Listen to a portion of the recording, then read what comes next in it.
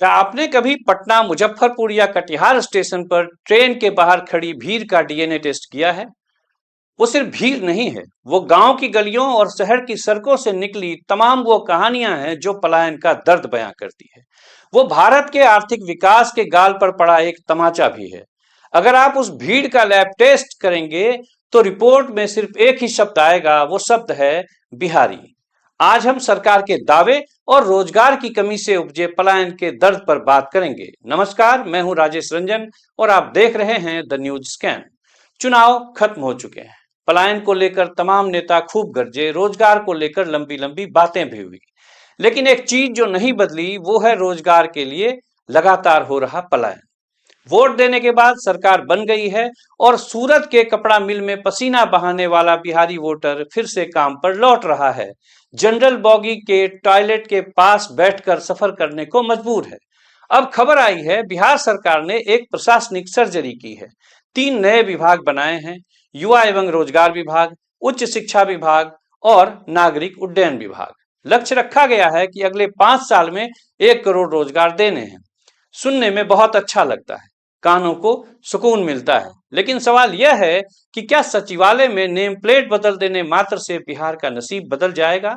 आज हम इसी विरोधाभास का विश्लेषण करेंगे। एक तरफ सरकार के दावे हैं और दूसरी तरफ पलायन के वो आंकड़े जो सरकारी विज्ञापनों में कहीं भी जगह नहीं पाते।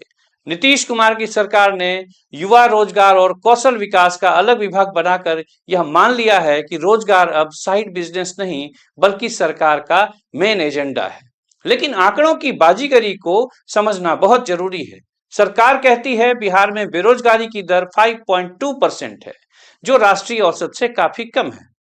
ताली बजाने का मन करता है ना, लेकिन रुकिए, यह आधा सच है। पीरियडिक लेबर फोर्स सर्वे का डाटा चीख चीख कर एक दूसरी कहानी बता रहा है। बिहार में लेबर फोर्स पार्टिसिपेशन रेट 48.8% है। इसका मतलब समझते हैं आप? इसका मतलब है कि बिहार की काम करने योग्य आधी से ज्यादा आबादी ने अब नौकरी ढूंढना ही छोड़ दिया है। हताशा का स्तर यह है कि 15 से 29 साल का युवा जो किसी भी राज्य की रीढ़ होता है, बिहार में उनमें से सिर्फ 33.9% ही रोजगार की कतार में खड़े हैं। बाकी आखिर हैं कहां? बाकी लोग उम्मीद छोड़ चुके हैं और जो उम्मीद नहीं छोड़ते वो घर छोड़ देते हैं। 2011 की जनगणना का पुराना डाटा ही डराने वाला है। तब 74.5 लाख लोग पलायन कर चुके थे। आज 2025 की दहलीज पर यह आंकड़ा कहां होगा, इसका अंदाजा आप आसानी से लगा सकते हैं। जनसंख्या बढ़ने की रफ्तार कम है बिहार में, लेकिन राज्य छोड़कर बाहर जाने की रफ्तार ज्यादा है। पलायन अब सिर्फ गरीबों का ही नहीं हो रहा। बिहार में हो रहे पलायन एक 3 लेयर केक बन चुका है जिसका स्वाद बहुत कड़वा है। पहला लेयर वो मजदूर जो पंजाब में धान रोपता है, दूसरा लेयर वो छात्र जो कोटा और दिल्ली चला जाता है, और तीसरा लेयर वो टैलेंट जो बेंगलोर और अमेरिका भाग जाता है। सरकार ने उच्च शिक्षा विभाग को अलग कर दिया है। कहा गया है कि इससे फोकस बढ़ेगा, लेकिन क्या विभाग अलग करने से वो पंचवर्षीय योजना खत्म हो जाएगी जिसे बिहार में ग्रेजुएशन कहते हैं? 3 साल की डिग्री 5 साल में मिलती है। जिस राज्य ने दुनिया को नालंदा विक्रमशिला दिया, आज वहां का छात्र सेशन लेट होने के डर से कांप जाता है। और रोजगार आएगा कहां से? कभी पूर्णिया के बनमनखी चीनी मिल की चिमनी धुआं उगला करती थी, आज वहां सिर्फ सन्नाटा है। यह मिल सिर्फ एक इमारत नहीं है, यह बिहार के औद्योगिक सपनों की एक कब्रगाह है। जब राज्य में मैन्युफैक्चरिंग का योगदान जीडीपी में ना के बराबर होगा तो 1 करोड़ नौकरियां कहां से आएंगी? क्या सिर्फ सरकारी नौकरी से 13 करोड़ की आबादी का पेट भर जाएगा? सच को स्वीकार करने में हिचक क्यों होनी चाहिए?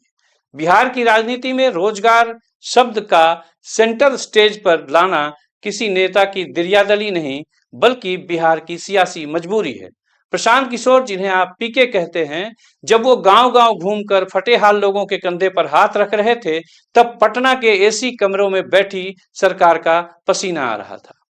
विपक्ष कह रहा है कि यह हमारा एजेंडा है, सत्ता पक्ष कह रहा है ये हमारा रोड मैप है। क्रेडिट की लड़ाई लड़ लीजिए, लेकिन याद रखिए कि क्रेडिट कार्ड से बिहार का विकास नहीं होगा। उसके लिए नीति चाहिए, नियत चाहिए। अंत में मैं यह कहना चाहूंगा कि हमें किसी अर्थशास्त्री के डेटा को नहीं मानना चाहिए। बिहार बदला या नहीं, इसे नापने का पैमाना बहुत आसान है। जिस दिन पटना जंक्शन पर आने वाली ट्रेनों में भीड़ जाने वाली ट्रेनों से ज्यादा हो जाए, उस दिन मान लीजिएगा कि बिहार बदल गया है। जब तक छठ पूजा के बाद जाने वाली ट्रेनों की छतों पर लोग बैठकर जा रहे हैं, तब तक ये नए विभाग, ये नई बिल्डिंग और ये 1 करोड़ के वादे सब बेमानी है। नागरिक उड्डयन विभाग बना है, अच्छी बात है, हवाई जहाज उड़ने चाहिए, लेकिन उन ट्रेनों का क्या जिसमें भेड़ बकरियों की तरह ठूस कर आपका वोटर, आपका नागरिक दूसरे राज्य में मजदूरी करने को मजबूर है। सवाल पूछिए, क्योंकि सवाल नहीं पूछेंगे तो आपके बच्चे भी उसी जनरल बॉगी में लाइन लगाने को तैयार हो रहे हैं। नमस्कार, मैं हूं राजेश रंजन और आप देख रहे हैं द न्यूज स्कैन। हम यहां आपके जरूरी मुद्दों पर बात करते हैं। अगर आपको लगता है कि स्वतंत्र पत्रकारिता के इस मंच पर आपके सरोकार की बात होती है, तो हमारे चैनल को लाइक और सब्सक्राइब जरूर कर लें। जल्द मिलते हैं एक और मुद्दे के साथ। धन्यवाद।